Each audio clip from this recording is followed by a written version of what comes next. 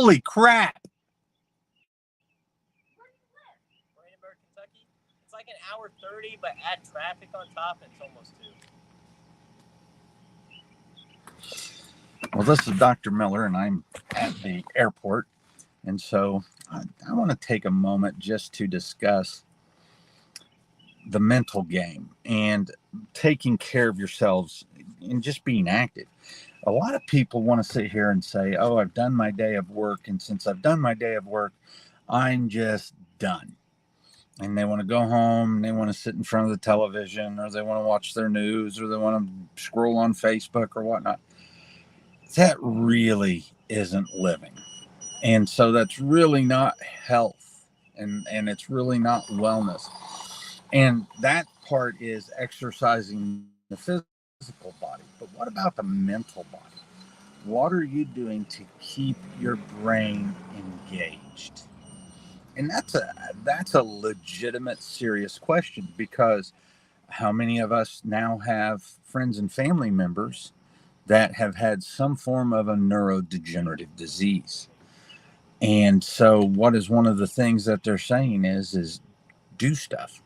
And so if you're married, or if you have a partner, or whatever the case may be, if you're by yourself, I say partner because I'm married. And since I'm married, part of my job is to make sure that Jessica feels fulfilled. So is she getting to do the things that she wants to do?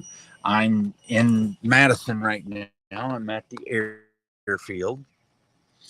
And so since I'm at the airfield, this is one of the things that I get to do. I want to get my private pilot's license. If you're following us on Facebook, you see that currently we are building a greenhouse, and that is purely Jessica. I mean, I want to garden, and we are the crunchy doctors that, do the cold plunge, and we do all this stuff. But she engages her mind by reading about plants, and then she wants to grow them. And so, as both a doctor and as her husband, I want to make sure that she feels fulfilled. So what are you doing to fulfill yourself? What are your hobbies? I'm not talking Sudoku. I'm talking, once you leave work, are you doing something that engages you, that makes you happy, that gets you excited, that gets you to want to get out of bed? So, I'm here on an evening. My bedtime is literally in about 30 minutes, but I won't get home till past that. And that's because I'm constantly learning. And then you got to think about the fields that I deal with. I'm constantly learning in the functional medicine field. I'm constantly learning about planes. Now I'm constantly learning about building a greenhouse, and I'm lamenting that I didn't listen to my father more when he was trying to teach me all that stuff. And so keeping the mind engaged, especially if you are less than 60, 70 years old. And then if you are with a significant other, making sure that they are fulfilled as well.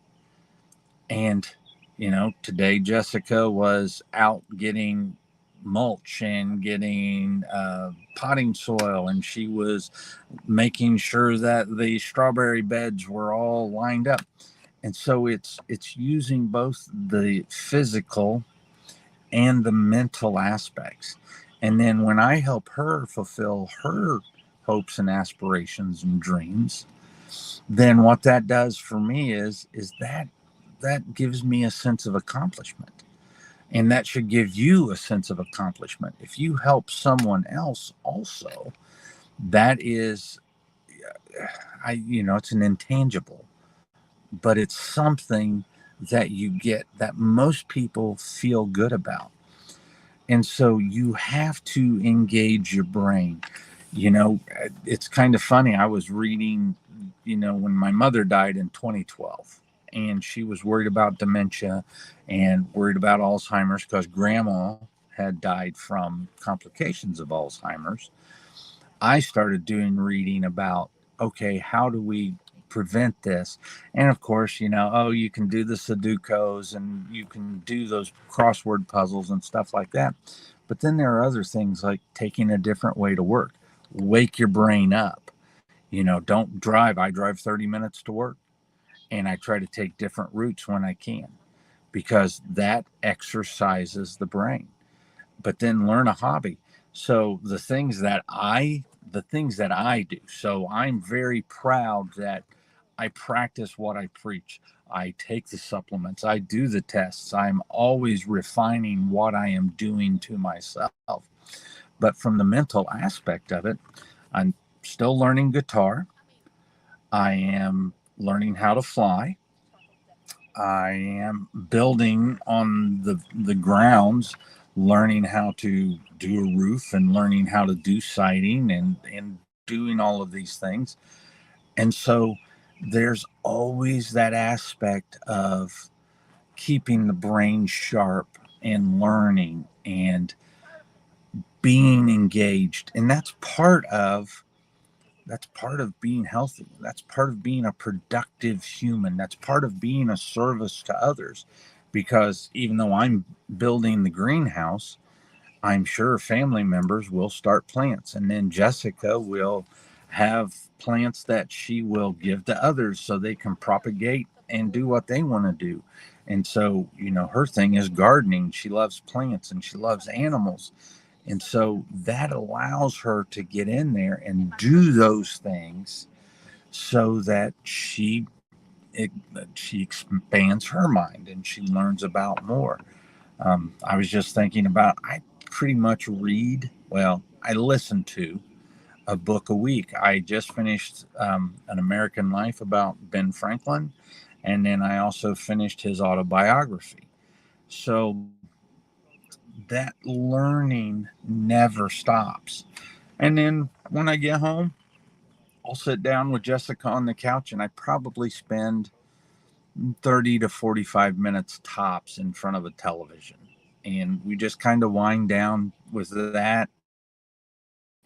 I put on some blue blocker glasses, and that's how we wind down. And then we go to bed.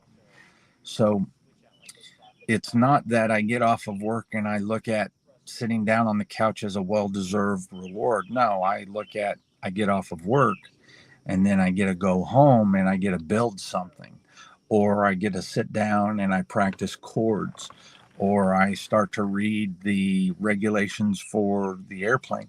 You have to exercise your mind. And the way that you will exercise your mind is by learning something new. Continually keep the brain engaged. When you do that, you increase BDNF, which is anti-inflammatory. You increase neurotransmitters, you increase their production. Of course, you've got to make sure you're getting good amino acids and stuff like that in. But that mental game of learning and learning new things is so vitally important to brain health.